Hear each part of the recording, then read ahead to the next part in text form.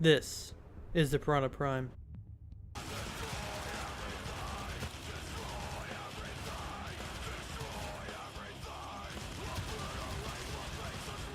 The Pyrana Prime is a Mastery Rank 13 locked shotgun secondary with a max damage of 240.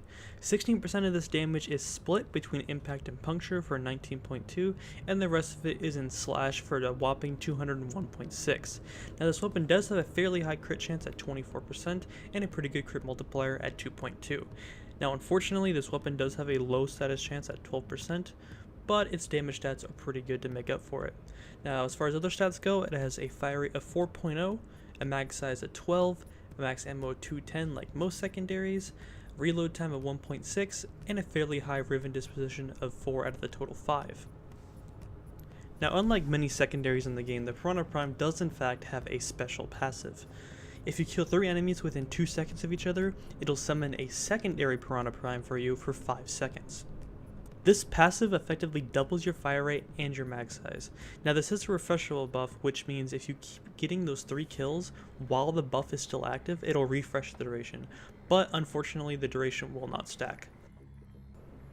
Oh, and did I mention it's fully automatic? Compared to the regular Pyrana, the Pyrana Prime has a lot of major differences.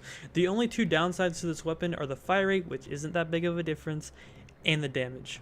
Other than that, the Pyrana Prime is a straight up upgrade to the regular Pyrana.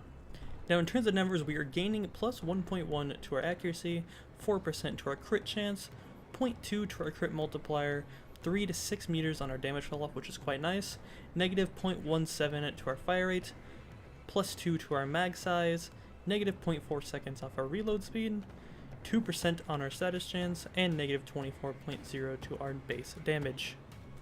Now it does suck to be losing base damage on a prime weapon of all things, but trust me guys, it does not make that much of a difference. With mods, the Pyrana Prime still outdamages the regular Pyrana in terms of burst DPS, sustained DPS, and damage per shot.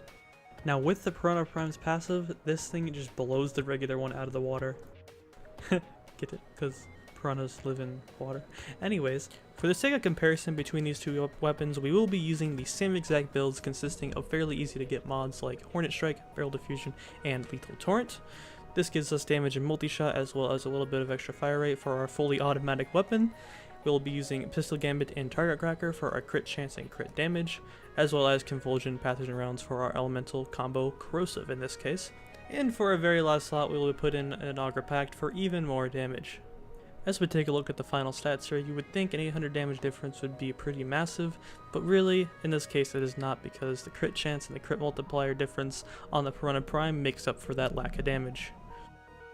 Something important to note with shotguns is that their damage and even status chance is split between their pellet count, in this case 33.6 for both weapons. Now in terms of calculating our damage per shot, we have to account for that split in damage. If we take our pellet count and divide it by our total damage, we get 251.99 per pellets on the regular Pyrana. If this number crits, it's at 806.35.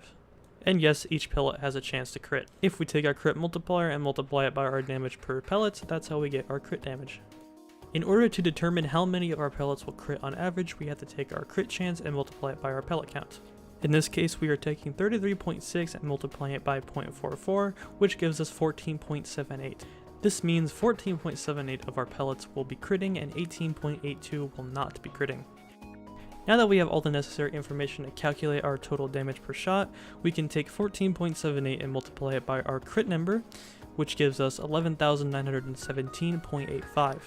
Now we can take 18.82 and multiply that by our non-crit number, which gives us 4,742.45. Adding these 2 numbers together will result in our total damage per shot, in this case 16,660.30. Now if we use the same exact procedure for our Pyrana Prime, we will end up with 17,824.05 as our total damage. Now this may not seem like that big of a difference in damage, but if you count for Prime mods as well as the Pyrana Prime's passive, this thing just annihilates its predecessor. Oh, and you can also just go to warframebuilder.com and they do this all for you. This site has a lot of neat features, including being able to toggle multi-shot and crit on and off to see how your numbers look with and without said stats. Additionally, this site also has a details panel which allows the user to see how their weapon stats fare against certain factions or armor types. I would definitely recommend using this site for theory crafting before you start committing a lot of forma to a weapon. Going back to the build I just showed you guys, this is a 3 forma build compared to the 5 that I have because there are no prime mods involved or riven mods. The only optional mod in this build is the Augur Pact. You could slot in reload speed or recoil in this build because, well, the recoil is quite high. Against level 120 Corrupted Heavy Gunner, this build does take a few shots to down them. That being said, there still is a lot of room for improvement here. We still have prime mods we can put in here and even a riven mod. The Pyrana does have quite a high riven disposition if you can get your hands on one, but is not necessary. If you're low on forma and trying to save some space, you can use the 60/60 mods instead of the 90 mods. The results are about the same due to higher status chance, but personally I prefer the 90 mods. When it really comes down to it, you don't have to listen to my suggestions. You can customize this gun however you want. And as you can guess, the passive just makes this gun absolutely ridiculous. Now, if you do have prime pistol mods or a riven, I would highly suggest investing more forma into this thing so you can fit. With 5 forma, I'm able to fit in 2 prime mods as well as my riven mod, and still have more room for prime heated charge. I don't expect you guys to get your hands on a ridiculous riven mod like mine, but like I said, it's not needed. Now what's nice about mine is it has both negative recoil and reload speed. And as you might have guessed, the results are quite insane. The addition of the prime mods turn this weapon into an absolute beast. With the passive going, well, yeah. Now the last build I want to show you guys is purely for fun but can still work in most content. I put in as much damage, attack speed, reload speed, and mag size as I possibly could. And the results are quite satisfying. In conclusion, I would have to say this is probably my favorite secondary in the entire game at the moment, and I would highly suggest picking it up. It is both fun and really good. Anyways guys, I really hope you enjoyed this video. Like it if you did, dislike it if you didn't, and I would really like some feedback because I would love to continue making videos like this one.